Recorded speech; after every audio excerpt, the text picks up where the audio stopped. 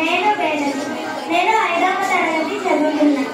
నేను ఇప్పుడు ఒక కవిత చెప్పబోతున్నాను. తెలుగు భాషలోని మాధుర్యం చాలా గొప్పది. తెలుగు భాషలోని మాధుర్యం చాలా గొప్పది. అమ్మ ప్రేమల స్వచ్ఛమైనది తెలుగు భాష. అమ్మ అనే పదానికి ప్రాణం పోసింది తెలుగు భాష. కన్నతల్లి లాంటి భాష తెలుగు భాష. తేనె కంటే తీయనిది తెలుగు భాష. ముత్యాల లాంటి అక్షరాల భాష తెలుగు భాష. తెలుగు భాషను నేర్చుకో. తెలుగు భాషను నేర్చుకో. తెలుగు భాషను నేర్చుకో. తెలుగు భాషలో ఉన్న గొప్పతనం తెలుసుకో. అందరూ చెప్పండి, తెలుగు భాష నేర్చుకున్నా